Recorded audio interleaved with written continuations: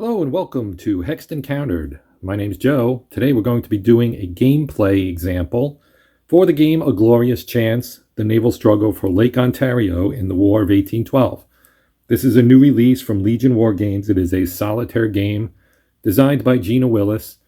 You might know Gina Willis from the game Skies Above Britain, which she worked on with Jeremy White. They co-designed that one. That is an excellent game, and I'm sure this one is as well.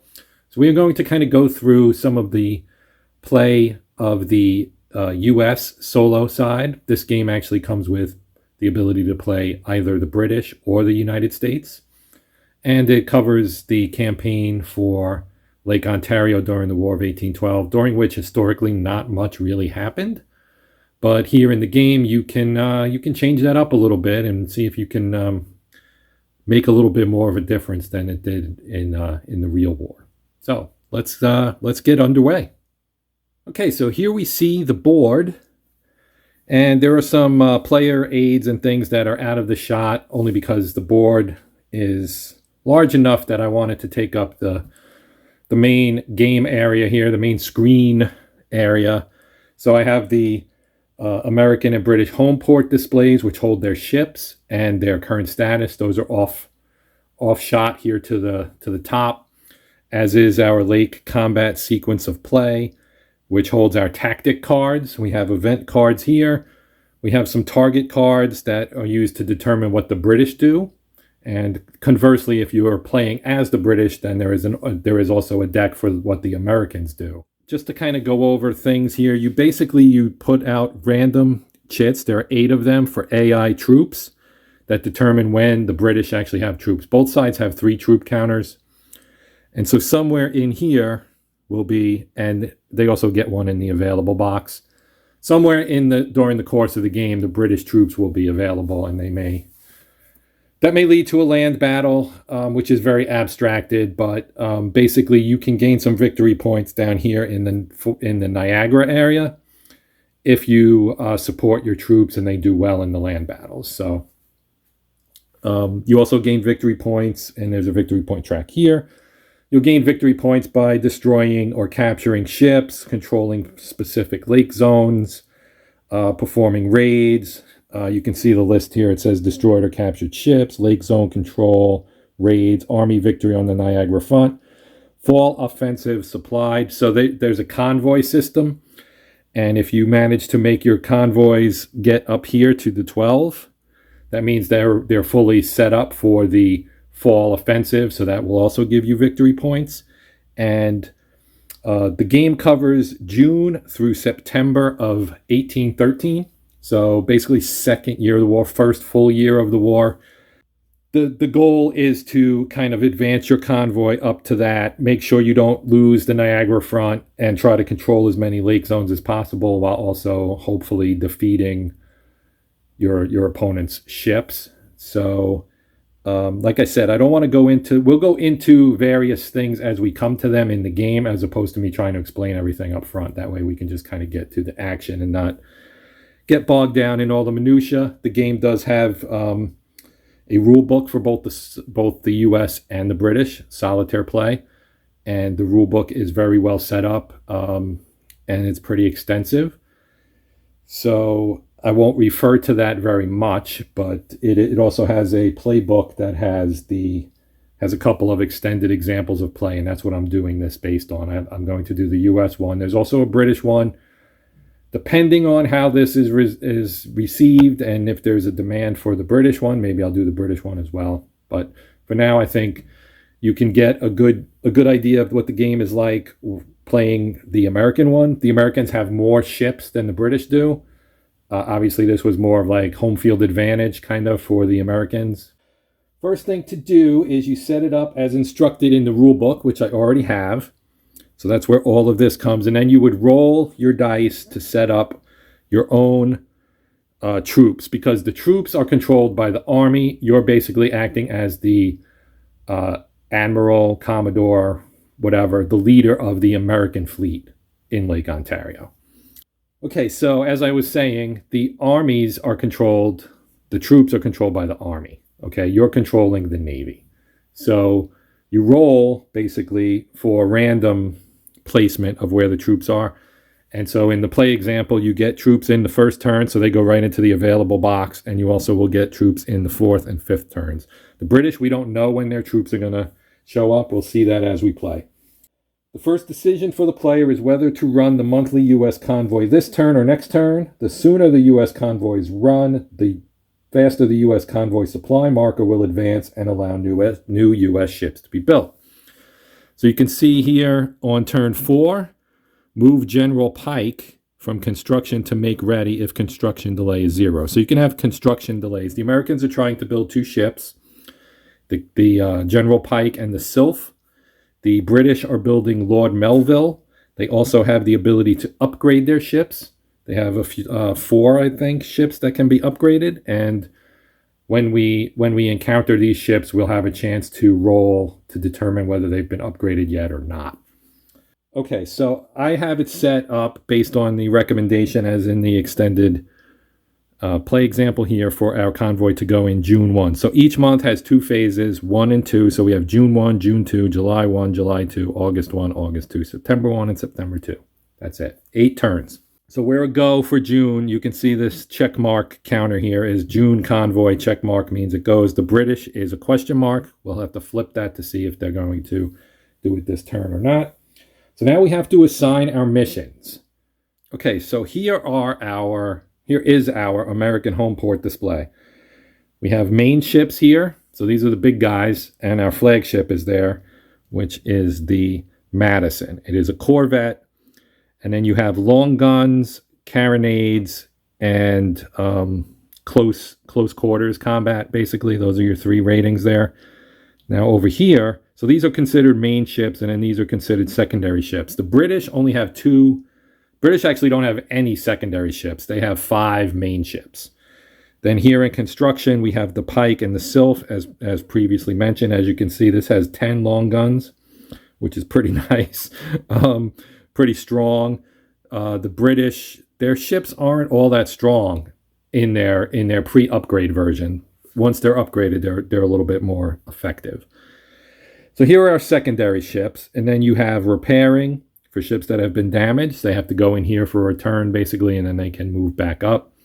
In transit, construction, so that's where our Pike and Sylph are. Make ready.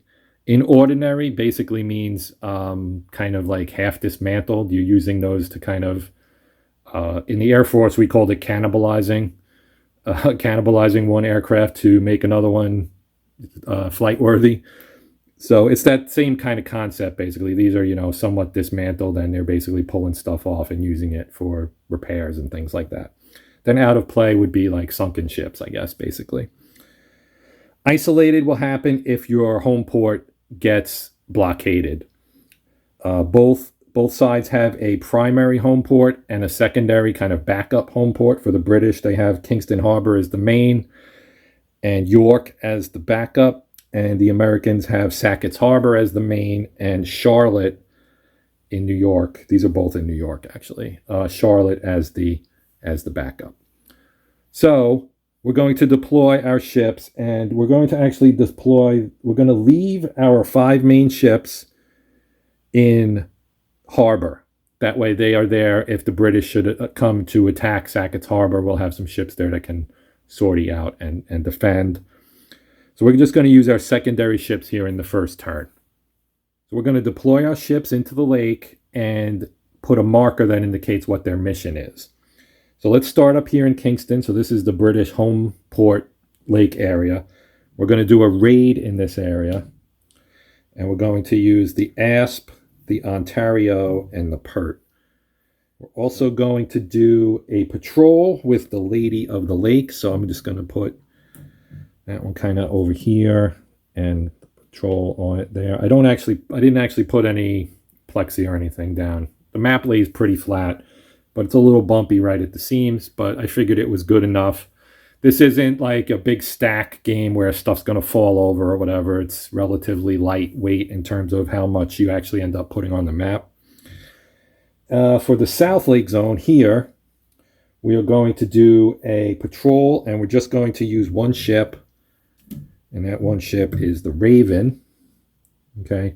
Now these are all lake schooners and or schooners, and they're all relatively small ships, but the British don't have anything like this. Their ships are a little larger, but as I mentioned, the Americans have a numerical advantage. It might not be a qualitative advantage, but they do have a numerical advantage. And then here in the Sackett zone, we're also going to do a patrol, and we will patrol with the Growler and the Julia. Let me put these guys down here.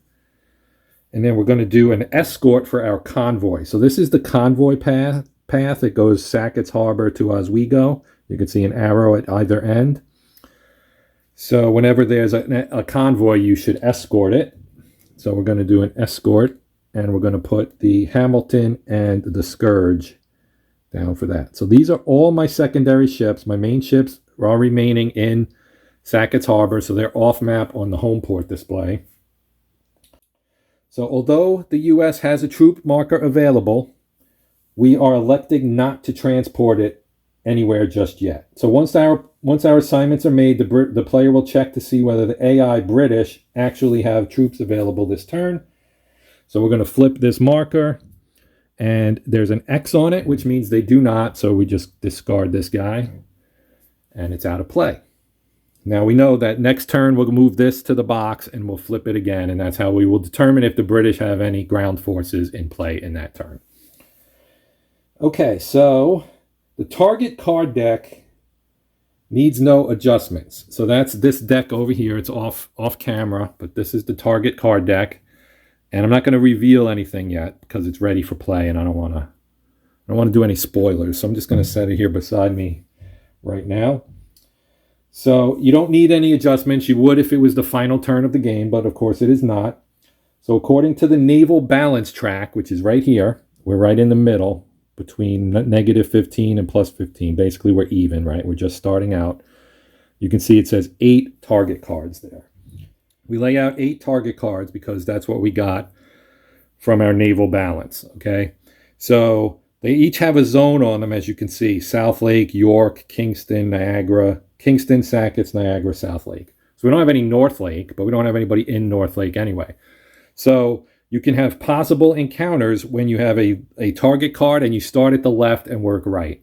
So our first target card is South Lake, and South Lake does have an American in it, so we would put a possible encounter marker in that area.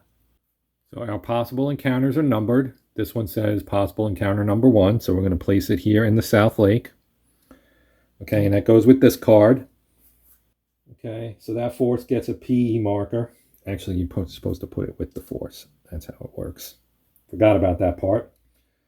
We don't have anybody in York, so that card is not going to be activated. This one will be PE2, and it can go to either of these 2 forces here. So we don't want to put it on our escort, so we're going to put it on this guy up here on our patrol mission. Okay, so that's these 2 are activated. We don't have anybody in Niagara, but we do have a Kingston, and so that would be 3. And so for that one, we want to keep it away from the raid, so we're going to put it on the patrol. Okay, so that's Kingston, and then we have another Sackett's. So this one is actually going to have to go. It must go on the escort force, so it has to go here. Okay, so now we've got 1, 2, 3, 4. So now we have a Niagara, which has nothing, and we have a South Lake. And the South Lake one actually gets a second marker, I believe. Yep, second marker goes here. So they've got 2 possible encounters in the South Lake area for the Raven here. Okay, so we have to draw an event card. And if it appears, if it has an officer, so the event card's here. If it has an officer with spyglass icon, then it's an encounter. So we draw our card. It has an officer with a spyglass, so this results in an encounter. So we remove the PE1 encounter, the possible encounter, because it is now an actual encounter, and we replace it with an encounter marker, like so. And then we reveal the target card that triggered the encounter. So we take our card and flip it, and so we have no troops, and we check the naval balance of power, and there are no ships in there. So it means no British deployment. So we just flip this to encounter ended. All the other ones say encounter ended, but that one does not. So I guess that may be just a misprint or something. But so yeah. All right, so PE2 is now going to be checked. So we check PE2. It also has a spyglass, so this one is also going to be an encounter. We put it there, and we check our target card for Sackets. And again, we have no encounter triggered, so that's 0 for 2. So we flip this one. And this one, as you can see, does say encounter ended. So we just put that there. Then we go to our third one, and we draw another card. So we draw our card. We have another encounter. Now we would flip the Kingston card. And this one, in the 0 and -15 to 15 column, has a ship appearance. So that means we are going to have an encounter with some British forces in the Kingston zone. So all 5 of the British warships that are in the Kingston Harbor on the British home port display will be deployed out here into, and this one actually becomes an encounter, so I need to do that as well. So this is an encounter. So we're going to deploy all 5 of the British ships here against the Lady of the Lake. So we have deployed our 5 ships here. We have the Wolf, which is the flagship. Then we have the Royal George, the Sir Sidney Smith, the Earl of Moira, and Lord Bearford. All right. So that is our encounter, and now we get to play out an encounter so you can see what that looks like. So the first thing we have to do is refer back to our target card for their mission, and their mission, as you can see, is patrol. Okay, so the first thing we have to do, which I should have done actually before checking the mission, is you check each of these ships to determine if any of them are upgraded versions, right? So these are all you can see after the name of the ship. Let's look at Royal George. So Royal George here, I'm sorry, it's a little dim, I know. Royal George here has an A. So that's the A version, because the B version is the upgraded version. So you check each one of these. So basically what you do is you roll the dice, and if you get an odd, it stays the A. If you get an even, it becomes the B version. So for argument's sake, we're going to say we rolled for all 5 ships, and one of them did get upgraded. Royal George got upgraded, and it is going to now get its B counter, which is this guy right here. And we're going to put that in here now as well. So we'll just stack these guys back up again. So they're on a patrol mission that they're designed to kick the Americans out of their lake zone here. So we draw an event card, which will let us know if a lake zone event applies in Kingston zone this turn. So our card is Rainy Squalls, and the British have the wind gauge. Okay, so that's important. That basically means they have the initiative. So Rainy Squall says, if lake combat occurs in this lake zone during encounter's patrol segment, follow steps LC1, AI attack preconditions, and LC2, force assembly. Then skip directly to that lake combat sequence's close action round. All the attacker's full strength ships may participate in the attack. Determine hits, then end the patrol segment. If there's a reaction segment, this event no longer applies.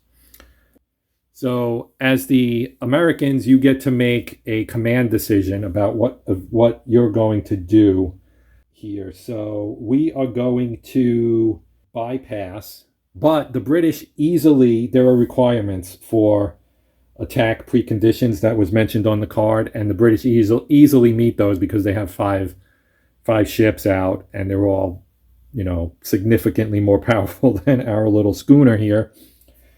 So the Rainy Squall event, as I read, compresses the patrol segment of this encounter to just a single close action round. So close action is single ship versus single ship. The Lady of the Lake, which is our ship, has a close action strength of 0. The British flagship, which is the Wolf, has the highest close action, which is the 8. You can see Royal George is a 7. Sir Sidney Smith's a 4, Earl of Moira is a 4, and Lord Bearford is a 3. So they will use their flagship because it has an 8. So the wolf moves in to closely engage Lady of the Lake in the close action area at the center of the board. So I've moved our ship out here. And you can see we're in the first round here.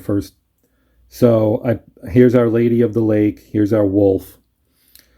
Now, they're in the close action round, so they're in the middle, right? Because the British would start down here normally, and the Americans would start down there, and then they'd close in and eventually get to the close action round. So here at the close action round, basically, because the Lady of the Lake is a 0 and they're an 8, the British would roll, and if they roll under an 8, you take that number and subtract that. So 8 minus 0 is 8. So they would roll, and let's say they roll a 7.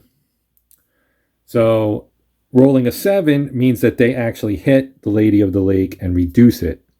Now here on the Lady of the Lake's counter, there's an F. That means it's fast, but when we flip it to its reduced side, the F is gone, so it's not fast. And fast would actually allow it to disengage, so it has to try to disengage. So they roll 1d6, and they get a 4. And a 4 is a failure, so they are not disengaged, which means you go to the melee round. So the way the melee round works is you roll 1d10 each. So the Lady of the Lake rolls and gets an 8. Whoops, that's a 5. Gets an 8. So their number's an 8. The wolf has an 8, and they roll, and they add that to their roll, and they rolled a 2. So they roll a 2, and a 2 plus 8 is 10.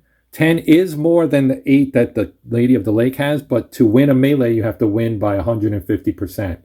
So they would have needed a 12, because 8 and then half again of 8 is 4, so 4 plus 8 is 12. They needed a 12, they didn't get it. So that ends it, and now you go to reaction, which is when other ships can join the fray. Now all the British ships are already in the battle, but the Americans have options. The Americans have the other ships that are in the area, let's say. So we have our 5 deployable ships in Sackett's Harbor that we can deploy. We have a 2-ship patrol force in Sackett's Lake Zone. So we can't, not eligible to react would be our escort, which is also in the Sackett Zone. The force that's in the South Zone, because that is not adjacent to the Kingston Zone, and the U.S. force on a raid mission in Kingston is also not available, because they have a coastal mission, and coastal missions cannot. So coastal is like transport and raid, and those two do not allow you to perform reaction. The British can't react because all their ships have been deployed. All right, so the U.S. This is an interesting thought here, because the U.S. player can say, okay, I'm going to react with my main force, but if they fail to make it, then they're going to have to use their patrol from Sackett's, and those ships are both lake schooners and are still outmatched by the British ships. So it's a bit of a gamble, but the player says, go for it. So we're going to go for it, and we're going to gamble here. So the die roll ends up being a 6, with a 12 modifier for distance. So -1 from the harbor display to Sackett's, and -1 from there to the Kingston Lake Zone, for a total of 4, and that's a failure, as the player feared. So the reaction check die roll for our 2 ships that are already that are on patrol already in Sackett's, they roll a 9. So they get -1 for the 1 zone distance, so that's an 8. So that is a success. So the Growler and Julia Join the already damaged Lady of the Lake as a single force, which will face the British in the reaction segment of Encounter 3. Okay, so we assemble our forces in the assembly area, which is here at the bottom. And so the British forces here and the American forces here. So as you can see by looking at the numbers, the British still have a big advantage. So we draw an event card for the Americans, or for the battle, I should say. Now you ignore this because we already had an event, and that event actually is over anyway. But you do want to look at the weather gauge, which gives the advantage this time to the Americans. Now, so they have the option of going to battle or ending the encounter. And so being outgunned as they are going to elect to end the battle, and that will end the encounter. Okay, so back on the main board here, we can see Encounter 3 has ended. Now, normally you would check 4 and 5, but all the British ships are deployed here in Kingston, so they wouldn't have anything deployable, so these two encounters will not happen, which basically will end the encounter phase, and we would go to the coastal action phase. So we do have one coastal action mission here, our raid by the Asp, Ontario, and Perth in the Kingston Harbor area. Okay, so we draw an event card, and we check the bottom half, and it says Sudden Storm. Place a Sudden Storm marker next to the drawing side's force. Effects: if it's a raid, no supplies can be captured. For the raid's victory point tally, score 1 victory point for a 2 VP target, otherwise score no VP. If it was an army support mission, which isn't the case. This is a raid, so we have to put a Sudden Storm marker next to our raid so that we know that we are going to only get 1 victory point, because this is a 2 victory point area. So here's our Sudden Storm marker. I'm just going to stick it next to the raid. And now we know that we've lost points there. So now the player will run through our checklist to assess the results of the June 1 turn. So victory points for captured or destroyed ships, none. Lake zone control, neither side meets the conditions to place a lake control marker on the map. Kingston contains full strength ships of both sides, so it remains contested. South Lake and Sackets are not contested, but the Americans fall short of the threshold presence, 5 steps of ships in either zone. To control it, they don't have it in either place. Land battle effects, there were no land battles. But the human side, our side, has to pay a -1 victory point for failing to transport an available troop marker. So if you choose not to use your troops, you do take a 1 victory point penalty. So we'll just slide this guy over here.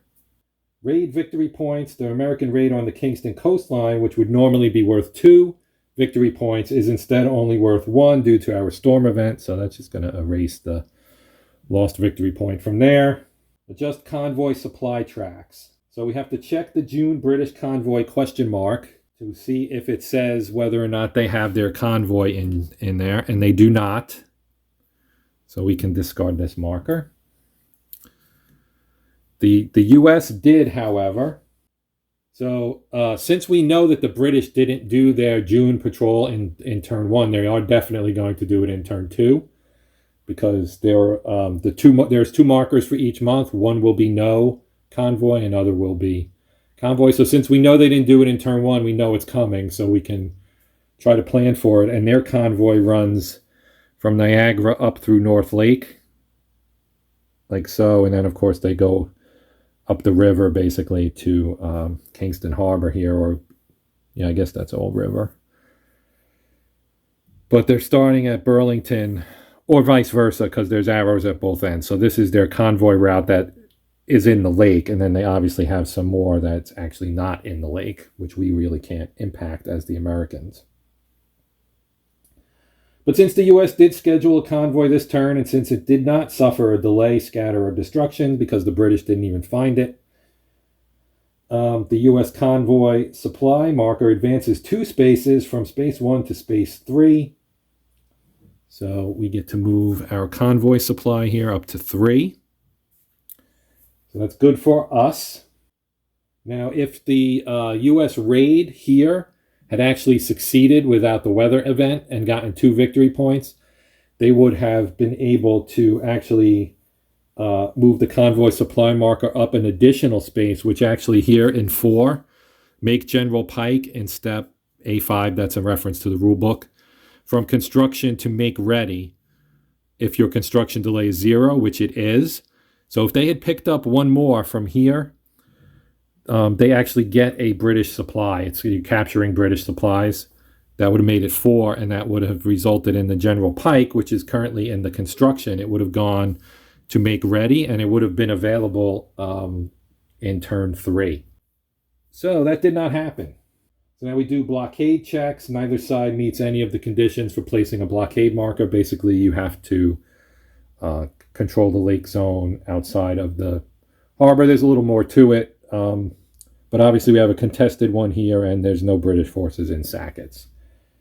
Then we reset. We draw our target cards to the deck, and the drawn event cards are returned to the deck, and it is shuffled. So you don't shuffle the target cards, but you do shuffle the event cards. So I would take these target cards, as well as the ones that I actually revealed, and I would just put them on the bottom of the target deck, and then we would take our event deck and the events we actually revealed, and we put them in here, and we'd shuffle the deck. And that would start turn number 2. So what we would do is we move this to June 2. We can take this marker off. We know this is going to actually be a convoy turn for the British. So we advance that. We can get rid of all of our markers here. The British would return to their home port, as would the Americans. We do have 1 ship that is reduced, the Lady of the Lake. So that one's going to go to the in-transit box. And that would be the end of it. So the June 1 turn ends with the score 0-0. Not much happened, but you do see kind of the flow of how the game works. Obviously, there's more to the game, but I did want this to be kind of this is what's in the playbook as far as going through oops, I forgot the Raven. The Raven needs to go home as well. So you get a clear board and you get set up for the second one. Now down here you have basically an entire the entire lake action phase, enemy ops phase, etc. There's a lot of player aids. You got a lake combat table here on the board as well, and obviously the various tracks. How many victory points you get if you destroy specific ships. The Wolf is worth 16, 32 if the Americans can capture it. Conversely, the Pike, which hasn't been built yet, would be worth 20 for the British if they destroyed it, or 40 if they could capture it. So, yeah, obviously the biggest chunks of victory points in this game are going to come from destroying or capturing ships, especially the big boys, the main ships. So any ship that has a wheel on its counter is considered a main ship. Like here's our General Pike, which is in the construction zone right now, and you can see here it has a wheel on it. That wheel indicates that it's a main ship. And this one is actually worth 20 victory points to the British if they destroy it, or 40 if they can capture it. So that's actually going to wrap this up for me. As I mentioned, if you guys would like to see the British one, I might do it because there's some different stuff in that one than was in this one, and it's probably a good follow-up to this, but I'm gonna end this video here because we didn't actually get into things like with the tactics and stuff, which I believe is in the British one. And it's a different map, and I have to set everything up. The map is the same, but there's a British version of it, which is laid out a little bit differently. There's some different things on here, but it's mostly the same. You can see here it says American map. There's a British map as well. So, yeah, as I mentioned, it's basically 2 games in one. They play the same, essentially, but the forces are obviously different, and the map sheet is a little bit different for the British as well. So that's going to do it. Please feel free to comment. Let me know if you would like to see the British solo one. I may not do it right away, but hopefully not too far down the road. I do have a lot of things in my backlog that I'm trying to work through. And I've kind of changed my focus. Normally I would focus on one game for 3, 4, sometimes 5 videos. Now I'm trying to do like 1, maybe 2, and then do something else and maybe revisit that other game again later on to kind of give some variety and try and not get bogged down and make people bored with seeing kind of the same game over and over again. Because I do have a lot of games in my unplayed pile, my shelf of shame, so to speak, and I would like to get through those. So, having said all that, I'm going to end it here. My name's Joe. This has been Hexed Encountered. Please consider liking, sharing, and or subscribing if you haven't already. If you are a subscriber, thank you very much. That is greatly appreciated. I definitely thank you for your support. But until next time, as always, happy gaming.